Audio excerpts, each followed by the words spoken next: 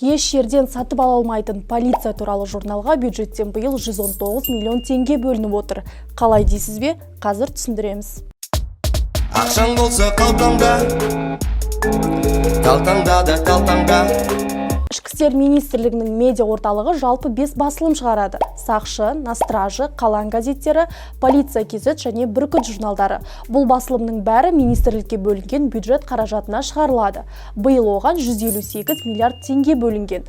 Бірақ бүгін біз тек Полиция KZ журналына көбірек тоқталамыз.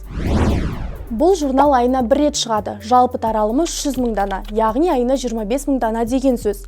Биыл оған мемлекет бюджетінен 119 миллион теңге бөлінді. Бірақ гәп мынада. Бұл журналға былтыр 45 миллион теңге кеткен. Журналдың сапасы да саны да өзгермеген. Бірақ бағасы 2,5 есеге өсіп отыр. Екінші қызық нәрсе, журналдың жеткізу мекенжайы көрсетілмеген. Оны еш жерден сатып ала алмайсыз. Қазпошта арқылы да алу мүмкін емес. Сонда оны қалай қайдан алуға болады? Түсініксіз. Дегенмен Полиция KZ сайтында онлайн нұсқасы бар екен. Үшінші мәселе полицейлерді журналда алуға мәжбүрлейтіні. Бұрынғы қызметкер Арман Ташмағамбетов журналистерге басшылық Полиция KZ журналына жазылмаса, еңбек демалысына жібермей қойған кездері болғанын айтқан.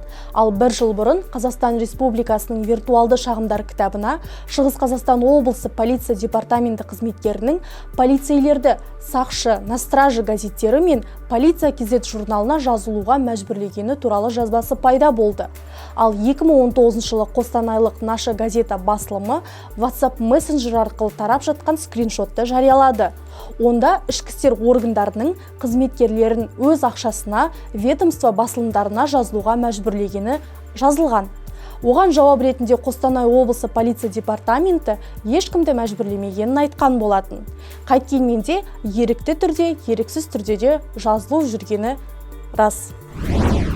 Тақырыпты зерттей келе, ішкі істер министрлігіне мынандай сұрақтар туындайды. Журнал көлемі мен таралымы өзгермесе, неге бағасы күрт қымбаттап кетті? Полиция KZ журналына республикалық мерзімді басылымдар орналасқан сервис арқылы неліктен жазылу мүмкін емес? Полиция KZ журналы қайда тарайды? Полицияның жоғары лауазымды қызметкерлері неліктен қол астындағыларға өз ақшасына ведомство басылымдарына жазылуға мәжбүрлейді? Бүгінге бізде осы, келесі кездескенше. Ақшаң болса қалтаңда, қалтаңда.